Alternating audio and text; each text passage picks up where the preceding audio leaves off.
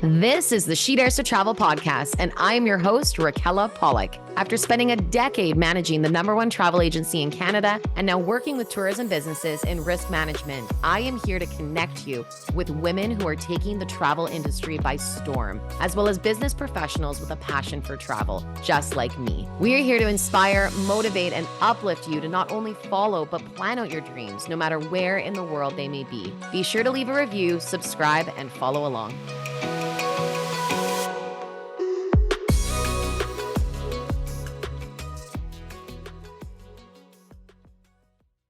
When it comes to beautiful British Columbia, Vancouver Island is definitely one place to put high on your bucket list. As your island gateway, Nanaimo Airport is conveniently nestled in the Central Island. It's located right between the hubs of the Cowichan Valley and Nanaimo, and you're only moments away from the ocean surf, mountain bike trails, year-round golf, wineries, and majestic mountains, just to name a few. The air terminal building has more than tripled in size over the years thanks to many projects that have taken place and a 20-year expansion plan for the building. And super fun fact, did you know that Nanaimo Airport actually started out as a base for the Royal Canadian Air Force? It was for glider pilot training facilities and wartime emergency airfield. And now more than 80 years later, it's a regional airport that's connecting Vancouver Island to the world. So definitely put Nanaimo Airport on your next destination list when you go to Vancouver Island. So go get outside and explore. Hello, all you daredevils. We are back with another inspiring story today. And we have a guest that is seriously, and I say seriously, very seriously, no joke, when it comes to daring to travel. Allison Fleece is with us today. She is co-founder and chief adventurer from Whoa Travel, a women-powered adventure and hiking trip company. And Allison joins us today to share all about her journey in tourism, from meeting her co-founder, Danielle Thornton, when planning a trip to hike Kilimanjaro, to then leaving their careers, which were in international education and advertising, to follow their passion of creating a women-led adventure company, Whoa Travel. In 2013, this idea took off, and they are so proud to have grown their team, including a furry mascot, and visit over 67 countries collectively and hike Kilimanjaro over 10 times and counting. I'm sure the number might be higher by now. The Whoa community is absolutely bigger and stronger than ever, offering adventure trips for women of all identities to places like Antarctica, Patagonia, Ecuador, Iceland, Peru, Mongolia, and the list goes on. And their motto that I absolutely love is that strong women lift each other up. So if you are wanting to travel, explore, hike, or just dance with somebody, then you have absolutely found a home with Whoa Travel. Allison, thank you so much for sharing your story with us today. Thank you for having me. Hi, everybody. So happy to have you here. So have you guys both hiked, or gals rather, both hiked Kilimanjaro more than 10 times? So I've hiked 9 times and she Oh, hiked 5 times. So collectively, I guess we're at 14, but she's set to go wow. back in like 2 months. So Unreal. yeah. Oh, I want to dive all into that and just everything about that. But where are you joining us from today? Where are you right Yeah. now? So I am based in Jersey City, New Jersey. Represent Jersey. Um, a smaller city right across from Manhattan. Nice. Yeah, and this is where we do a lot of our HQ work, but we are a Mhm. very remote team. So we have a lot of our team dialing from all different zip codes and time zones. Awesome. And where is Danielle typically based? Jersey as well? Danielle was based in Jersey City, and now she is in Munich, Germany. Oh, So quite the really, change. yeah, exactly. Cool. Very cool. So tell us a bit about yourself. Have you always been in Jersey growing up? Did you always have such a passion for travel? Yeah, so I actually grew up in Michigan, Mhm. and I was a very outdoorsy kid. And I wouldn't say that we were a huge traveling family. My parents did have a cottage up on one of the Great Lakes, and I spent my summers chasing frogs in the ponds and swimming in the ocean, sorry, the lake, which looks like an ocean because it's so big. So big. Um, and yeah, definitely was an outdoorsy child, but I would say I really discovered my love for adventuring and travel when I studied abroad in college.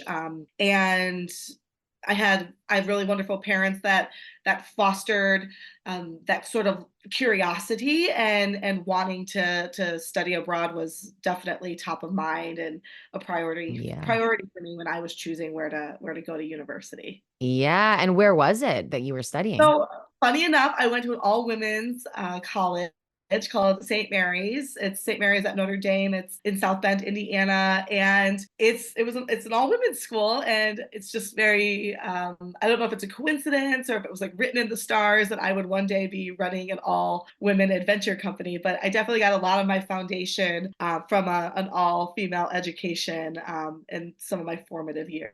Wow. That is very serendipitous for sure. Very.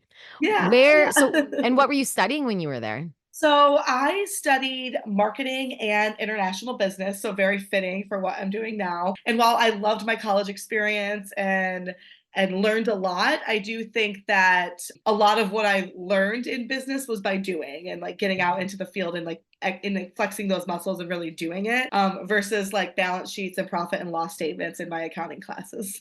Yeah, that's not fun.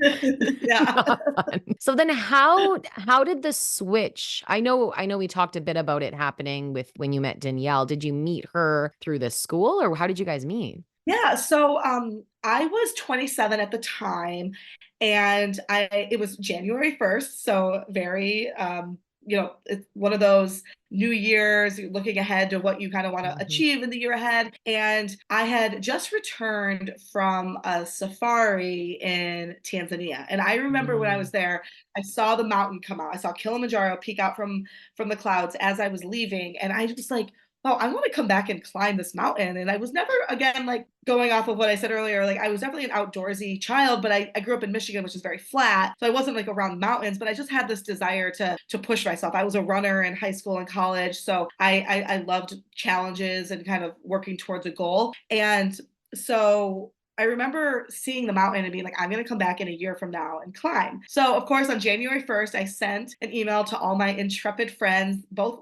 male and female.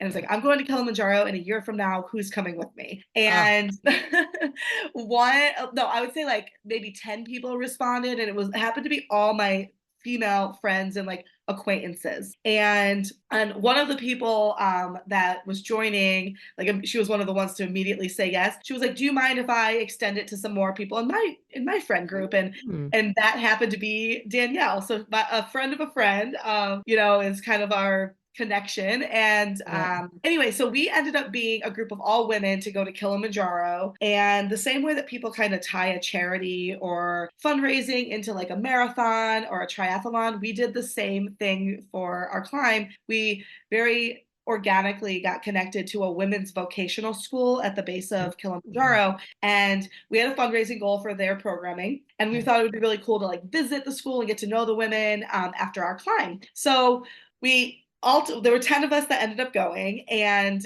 all 10 of us summited on the Wow. same day. We all summited together, and then we found out later that we had raised enough money. We reached our fundraising goal the same day we reached the summit of Oh Kilimanjaro. my God, that's wild. There's Wow. two like goals that you're achieving, all in Yeah. support of women Hmm. coming together to help each other achieve both a physical and mental goal. It just felt very right. And Yeah. when we got off the mountain, Danielle and I were especially moved by, I mean, everybody was moved by the experience, Hmm. but I think we were definitely at that point in our life where we were looking for something. And so we were physically back in our New York City jobs. Yeah. Our minds were definitely still on Kilimanjaro, and we were calculating how can we figure out how to like do that again and recreate that experience and share it with more women, but maybe do it in different regions. Maybe it doesn't just have to be Kilimanjaro. And that's really how the Mm. idea for Woe was born. Wow. And does WOA stand for anything or it's whoa, like the actual whoa moment? Yeah, I mean, I think that's kind of like it does stand for Women High on Adventure, but Okay. yeah, yeah, we love Yeah. but I think that it also speaks to the word that is probably most used on our adventures, from the moment that somebody walks into the dining area at a welcome dinner and they see all the Mm. beautiful like swag and gifts that we've given them, and like they walk in and it's like, whoa. So like that very first, beautiful viewpoint that they achieved. They got to see Yeah. that viewpoint because they walked up that mountain. It's like, whoa is kind of a word that is just used a lot. And so it Constantly. kind of is very fitting that it's an acronym, but it's also one that we kind of encapsulates these trips. It is so good. I was trying to guess the acronym actually earlier, and I like yours better because I was thinking women who outdoor adventure, but that would been WWA, like WWA. Right, right. Yeah, so Yeah, never yeah. mind. Yeah, no, I like yours. You're good. Oh, that's good. It's so incredible and amazing. And you're right. When you have these goals and when you have a bunch of people together going towards a common goal and having that feeling, it's next level. Absolutely next level. So it's incredible that both of you acted on it and wanted to recreate it. And now you really are living your dream to be able to do that constantly. It's so cool. Very proud of yourselves. Absolutely. So with Cool. the travels that you have done, where have you been? Where have you gone and seen and adventured to? Wow. Yeah. So I just returned from my seventh continent. Ooh, So before, yeah, yeah. So Danielle's been to all seven a long time ago, and I just reached Antarctica oh, earlier in amazing. December. We took a group of 44, and it was really incredible. It's an incredible operation that the Antarctic explorers put on, and I felt very lucky to be there. It was a very humbling experience. It's Mm, a vast wilderness down there, and you feel very insignificant when you're among these ginormous glaciers and these calving glaciers where they're coming down and they're like going into the water, and you're just like, whoa, like they could create these huge waves just by fall. It's like it's wow. it, it's really, and the marine life, the wildlife down there is it's so incredible. So anyway, that's just a very relevant and timely Yes. update. But you know, I would say, because people ask, like, do you ever get tired of doing the same trip over and over again? And don't you get tired of hiking Kilimanjaro 9 times? And it's like, no, every time you're with a new group of people, and Mm, how lucky to be able to do a once in a lifetime trip like Kilimanjaro so many times, because the mm, things I observe, the things I notice that I didn't notice the first time because I was just in survival mode the first time I was doing it, trying to, mhm. because I didn't know what to expect. So I was like, oh, okay, well, am able, I wanted to make it to the summit. So I was just Yeah. kind of like, let's just do this. Let's put one foot after the other, which oftentimes is the case. And I think it's like a testament to be more present the first Mm, time around. That's kind of what I've learned, because I have been able to go back to these places so luckily, but that's not everyone's experience, of course. So it kind of reminded me to just try to be as present as possible the first time you go, and which is what I really tried to exercise when I went to Antarctica. But I would say that these hiking expeditions are the thing that really fills my cup. To be out in nature, to be taking on a physical challenge with a group of women, supporting each other, being really vulnerable with each other, sharing, it instills a confidence in you that I think very few things in life can do. mm. Um, and you take that confidence and you take that learning back into every area of your life, from personal to professional. It does something, these physical challenges that we take on to with each other.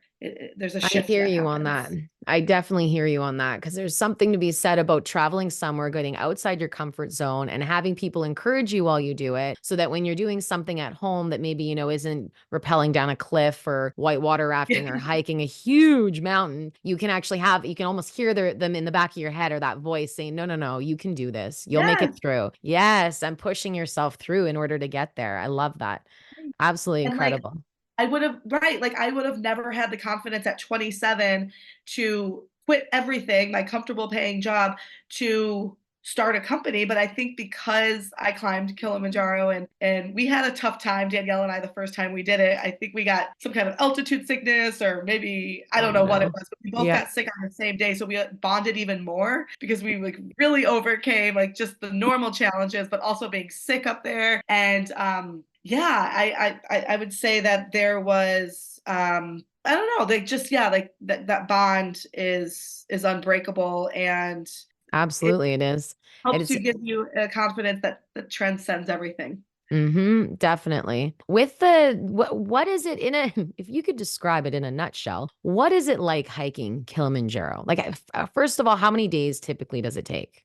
Yeah. Okay. I will do that. I will try to do that in a nutshell. So, Kilimanjaro is generally a 7-day trek. It can vary. You could do it in 6. I don't advise 6 because I think you need more time to acclimate, but there are certain routes that can be done in 6 days. And then some people extend it to 8 or 9 days so they have more time for acclimatization. But the one that we do is like that sweet spot of 7 days. And you go through 5 different climate zones. So you really can experience Wow. everything from like a jungly rainforest all the way up to the Arctic. So, and everything in between, an alpine desert, moorland, a heath, and the Arctic is where you're at the summit and you're hiking by a glacier. It's one of the few glaciers that are close to the equator, and it's also I think the only glacier in the entire continent. Yeah, it's the only glacier in the entire continent of Africa. So that's pretty cool. Unreal. It's a humbling, like just like Antarctica, it's a humbling experience because you are doing this thing that also like looks really intimidating when you're down there. You're like, I'm going Yeah. up there. I'm going up there. I And haven't seen it in real life. I've seen it in a magazine, and it's intimidating yeah, in the yeah. magazine. So, but again, it's like that it will tear you down to build you back up stronger type of Mm. Mm-hmm. experience. Mm-hmm. Everything is fleeting. So like the easy times on Kilimanjaro are fleeting, but so are the hard times. So just remember that it's all fleeting. So nothing is permanent here. And if one foot in front of the other, and you will Yeah. get to your destination, whatever that destination is. And it could be the summit. Your personal summit could be at the base camp of Kilimanjaro. Mm-hmm. Your personal summit could be at Camp 4. It doesn't. Everyone's summit looks differently, and we've taken a lot of people up Kilimanjaro, and of course we have a very high summit success rate, but we also celebrate all the summits. And Mm. because your summit might be on at the base camp doesn't mean that you didn't climb Kilimanjaro. And that's Yeah. something that I've learned throughout the 9 times I've been up, is that everybody's journey looks different, and all the summits, everyone's personal summit should be celebrated too.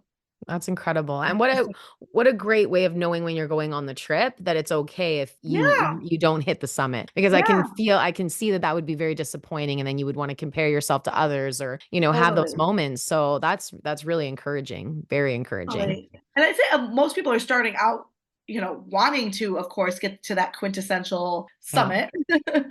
um, but each step is equally as important on that mountain, and every mountain, Mhm. everything that you do in your life, Mhm. each step is just as important as that final step.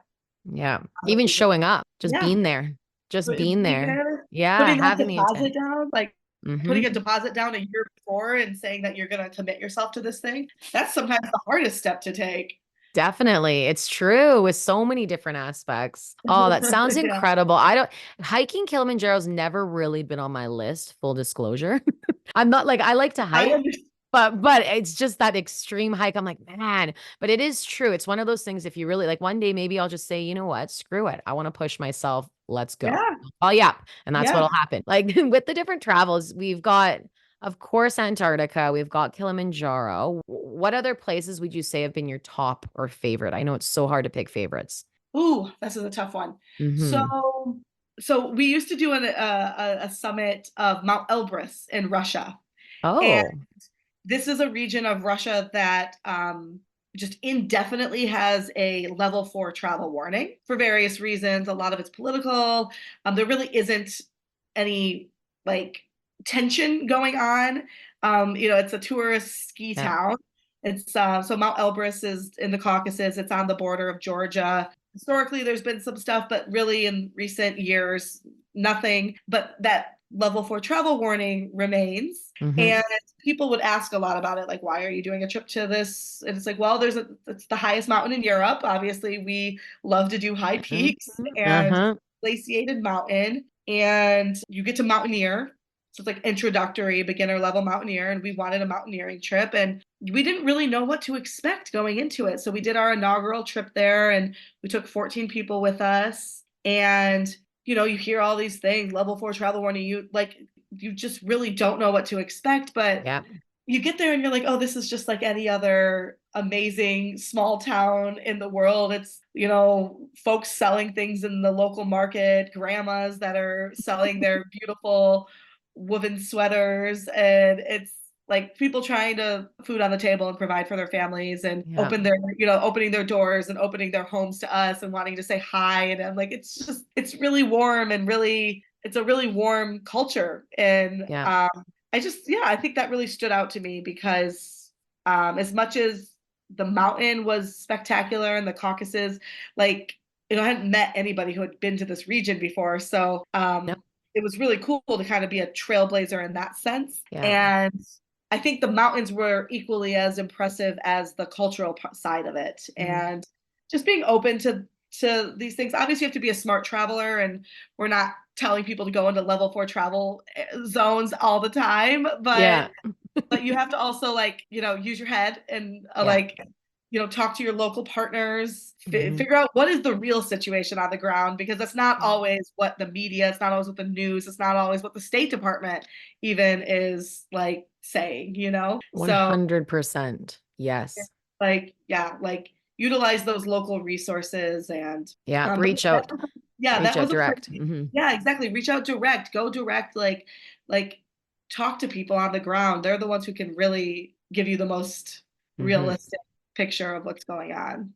Would you say that something like that you would classify as like your most daring adventure that you've had? Ooh, gosh. I've had some daring adventures, not all of them as woe trips. Okay. Obviously, I love to do this from a professional standpoint, but I do take personal adventures as well. Yeah, I mean, that was definitely one of them. I would think like Everest Base Camp was like another one, Mm. just because you're flying those really small planes into Lukla, which is a scary airport. It's a really small landing strip in the Himalayas. Also, just that one is a long trek. So being on a 13-ish day trek is a long time to be out in the elements. And so that one stands out. And even some adventures that I've taken with my husband have been pretty daring. Like this is one of my favorite moments that I've experienced adventuring, is we went to New Zealand during their winter to go skiing for our honeymoon. And there's so many lessons in this story. So I just assumed that when we booked a hotel called the Cardrona Hotel, a very iconic and old historical hotel in New Zealand, I figured, well, the Cardrona ski resort and the hotel must be connected, or there must be like a shuttle bus that takes you from the hotel to the ski slopes. And this is totally me coming in with my American lens, assuming that another country does it the way that America does. Okay, so there was Mhm. where I was totally in the wrong and should not have assumed anything. So, we get there, we check our bags, we're like, let's go to the mountain. And can we get a shuttle? They're like, there's no shuttles. And we're like miles away from the mountain. So we're like, okay. So we're like, oh, taxi driver, don't leave us yet. Can you drive us to the mountain? He's like, well, I don't have chains on my tires. I can't. And their ski resorts are like at the tops of the mountain. So Oh my it's not God. like ours where you drive up, you park your car, and then you get on a gondola to go up. Like you have to drive up the mountain. And so we're like, okay. He's like, but I could drop you off at the parking lot, and there'll be a bus from there that'll take you. And I was like, okay, what's the distance? And he's like, 2.5 miles. Well, okay, that's great. So he drives us 2.5 miles to the parking lot. We wait around, we get on a bus, we get up there, we rent our skis, we go skiing, we come back down, and we're like, we have no idea how we're getting back to this Cardrona hotel, but we'll figure it out. I'm sure there'll be a bus or something, I'm sure, at that hour. And sure enough, we get back down the mountain when it's time to go, and nope, there's nothing that will take us back to this hotel. So we're like, okay, we're gonna hike or walk on this road for 2.5 miles, which Oh my doesn't actually, it's God. not that far, but it's also like we've got our big clunky winter boots on at this point. And thank God we did not have our skis with us. Oh my gosh, Oh yeah. that could have been even more disastrous. So we start walking, and I was like, this is fun. Like, and then, a half hour goes by, and I'm like, this is less fun. We're on like a very muddy dirt road. And, and then up pulls this van, and these two kind people are like, do you want to ride to wherever you're going? And we're like, oh my God, that would be so nice. We're just going 2 miles up the road. It ended up being like the opposite direction that they were going, but they didn't care. They were like, let's take Oh, you. so So nice. we get back to our hotel, and I was telling them about how like this is a historical place, and they happened to be from the Czech Republic and Tahiti, and so they were adventuring around, road tripping around New Zealand. So we invite them in for a beer, and we're like, you have to have a beer. This is one of the oldest pubs in New Zealand, and we just share travel stories, and we're having so much fun talking to them. And they're like, well, next round you'll have to come out to our bar. So then we go out to the parking lot, and they like convert their van into like a bar, and they served us like Yes. Tahitian rum that they had just brought back from Tahiti, and they had all these like snacks laid out, and it was just like the most Oh, authentic raw travel experience. And some people might be scared to get in like a car with strangers, but I just genuinely think that people are good. yeah. And like, of course, like, use your, if you get a bad vibe, like, go with that gut feeling, but also know Hmm. that like the world is genuinely, like, I think a safe space, and people are, I mean, good, like Yeah. they wanted to help us. I knew they wanted to help us, and it ended up being one of my favorite travel moments that just stands out as like a authentically raw human connection. Yeah. Those are so incredible when traveling because usually a lot of travelers go out and they are in it for the same experience. So it's if they can help somebody out and then share their stories and then we Right. bond over travel and I just can't get enough of it. Half the time the travel and the destination is one part of it, but the people that you meet. That's the most fun thing I think even for It my husband and totally I when is. traveling. Yeah. We've just had a Yeah. blast. That story is incredible. Do you still stay in contact with them? No, we don't, but we do have them on WhatsApp. So, I mean, Okay. I Yeah. could reach out. The pandemic happened like right after our honeymoon, so I feel like all my travel connections, kind of all my big dreams and plans for what I was gonna do the next year, like, imploded. But, Totally. Yeah. yes, they're Oh, still in our WhatsApp. We'll have to cool. reconnect with them. Definitely you'll have to. That is a great story. I love those ones so, so much. So much. I do want to ask for when we were talking previously just about talking directly and local before you're going to a destination. Do you and does Woe Travel have quite a few on the ground contacts? So for Yeah. that specific reason before you go on trips? Yeah, absolutely. So we partner with local outfitters everywhere we go. So we have local guides, a local office. And so we believe that we're better together. We're not trying to reinvent the wheel. We're Mhm. all about collaboration everywhere we go. So we always kind of say that we bring the family together, and then our local team makes all the magic happen on the mountains or in the destination with like the operations. Now, of course, we work Mm. together on a lot of these operations and building out itineraries, but really it's the local team that's making it all come to life once we get in destination. And I would have it no other way. I mean, I have 20 group leaders, and we always send a WO representative on our scheduled departures. But the group leader is more of like the team mom, the team captain, and she's there for emotional support. She's there to help and lean on the guides and be an extra set of hands in that regard. But she's not the expert. We wouldn't send Yeah, somebody from the US to go be the expert in Tanzania. We would hire local people and local guides to be those experts and to be our teachers when we're there. And that's what we do everywhere we go.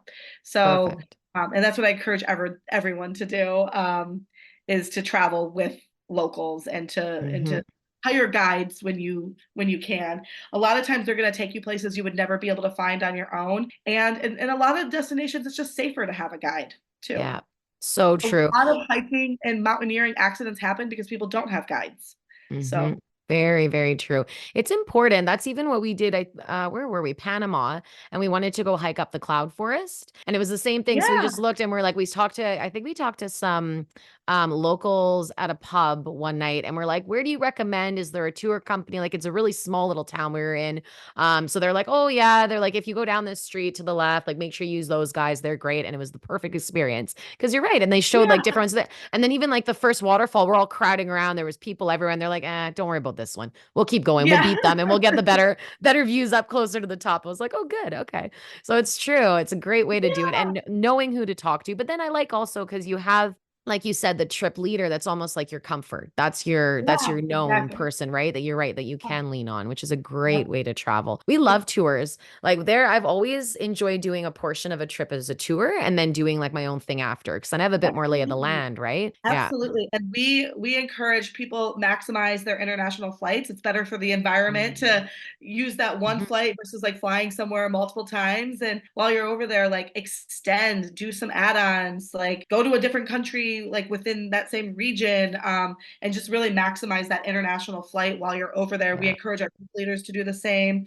And yeah, and back to the guides and hiring local guides. We always try to hire local female guides when we can. But it's amazing in 10 years since WOW started, we're seeing so many more female guides in a lot of the destinations we've been going to for the last decade. And it's really like there's definitely a shift and a change happening, which we love to be a part of Mm-hmm. the sport. But it's also helping to stimulate the local economy, which is like what we want our tourism dollars to do. We want travel, we want adventure travel to be a force for good Yeah. and a force for change in the world. And so I think I love that that's something that you practice as well. Very much. And I do agree with you. There is a sort of, well, not sort of, there is a women's empowerment movement that I feel is happening. And it's a lot more, I think, because of COVID and just coming out of our shell or really sitting down and finding out who we are and figuring out what it is we want out of our life. And it's so important because just like you said, and we were talking about earlier, you just got to show up. You just got to do it. You got to take the first step in whatever it Yep. is you want to do because we only have this one life and life is short. So, how do we want to be remembered? What's our legacy? What do we want to do? Oh, Yep. love it. Love it. Love it. Absolutely. So, with you and Danielle starting the company 2013, what do you think your biggest learning curve was in the first year and a bit of switching careers, starting new completely? Oh goodness. So, I mean, you don't know what you don't know. So Mm. there was a lot that we didn't know. And I would say if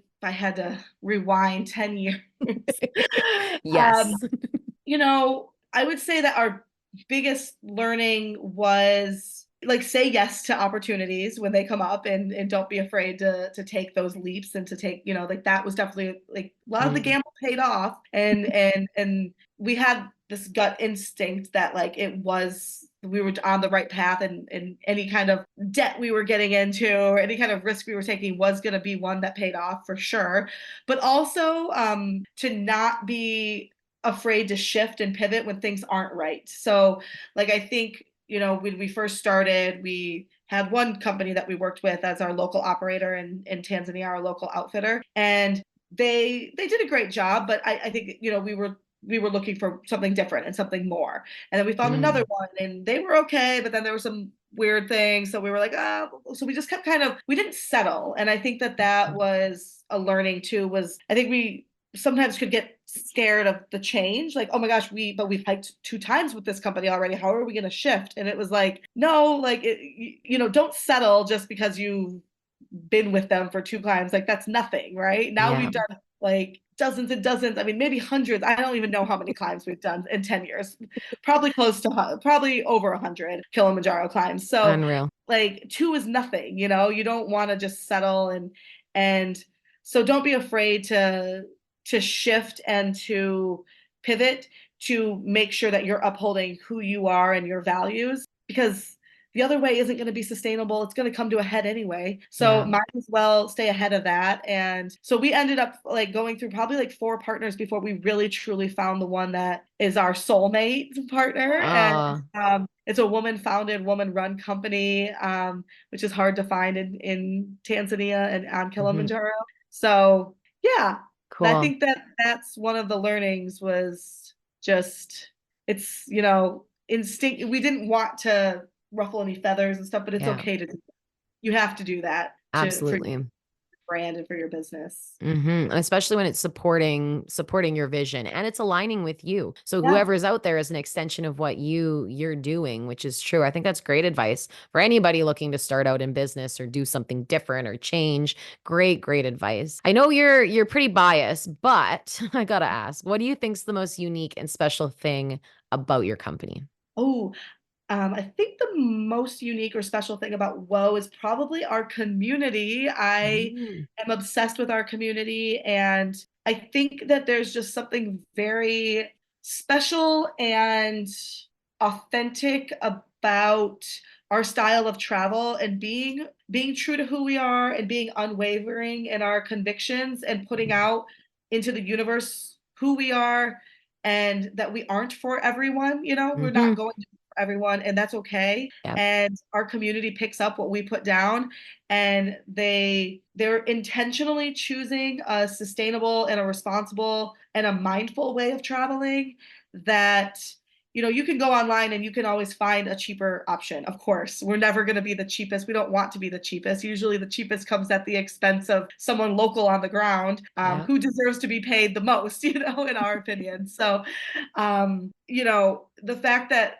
we have this community that is so loyal and the conversations and the bonds and the connections that happen on these trips and the lifelong friendships, I just think is so special, so unique. I think it sets us apart. And yeah, I can't say enough about how, when you, and I guess this is more advice laced into this, but Mm-hmm. Mm-hmm. when you speak to everyone, you speak to no one. And I think you have to have a point of view and you have to have a stance on things. And you don't have to be everyone for everything for everybody. You Yeah. really shouldn't be everything for everyone, to be honest.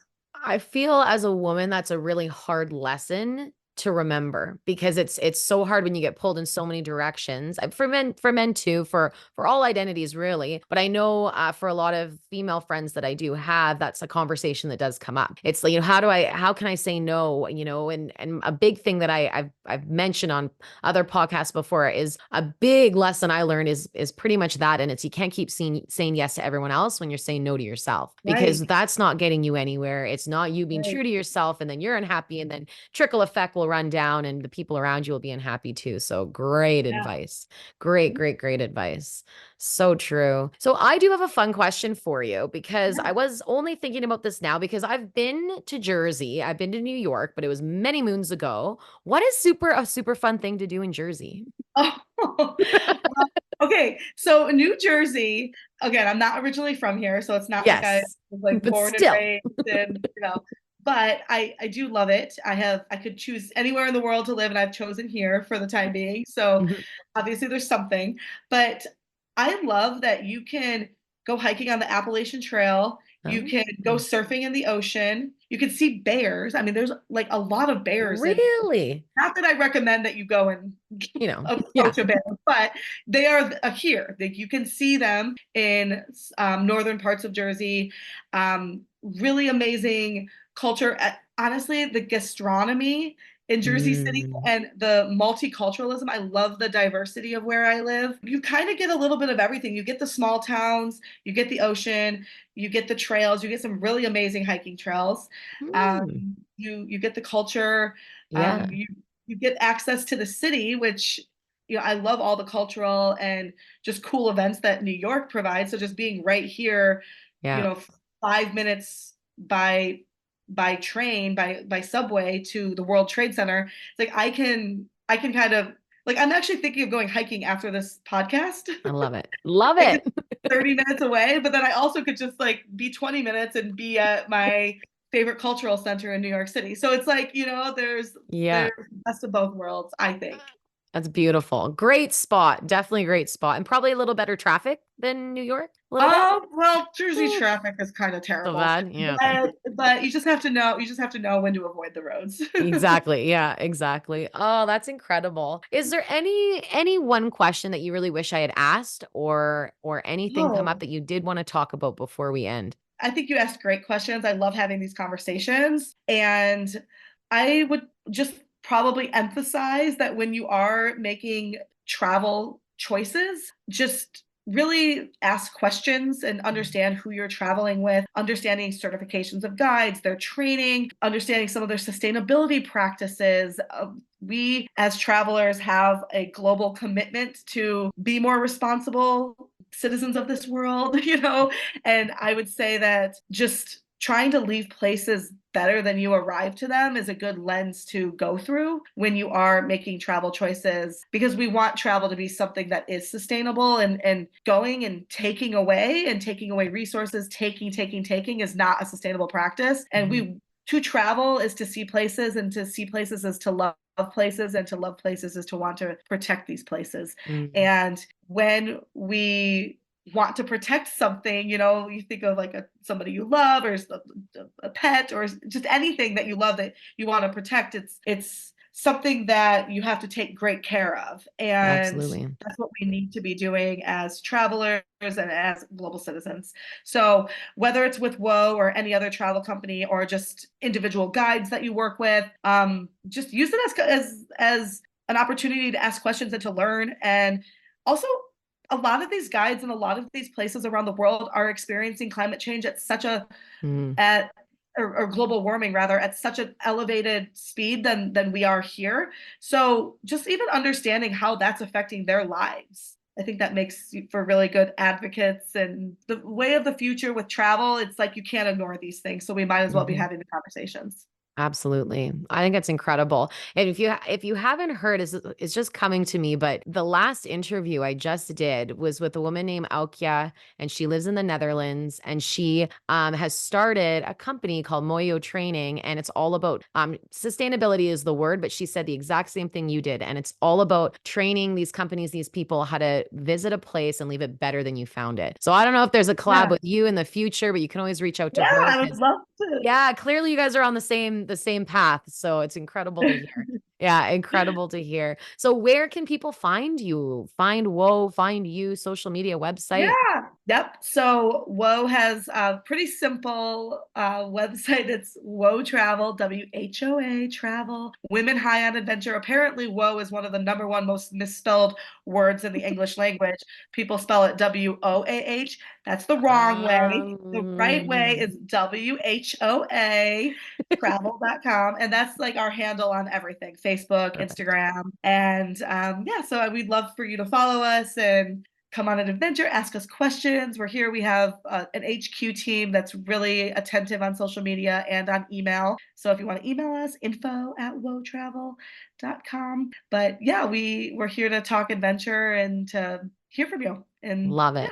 thank you for Love having it. Thank you. Thank you again for sharing your story, your time, and just the inspiration. And all around, I think this is super fitting for the beginning of the year around goals, around taking that step, one foot in front of the other, and just keep going. So thank you me. again. If you like this episode, please subscribe, download a few more, and leave a review. I really would love to hear from you, what you enjoyed and what your key takeaways were. And of course, please let me know if there's any aspect of the travel industry you want me to talk about next. You can also search for the hashtag #SheDaresToTravelPodcast on Instagram and comment on the episode's post with your questions. I'd love to answer them all for you guys. I hope you enjoy your day, stay so well, and until next time, fly straight.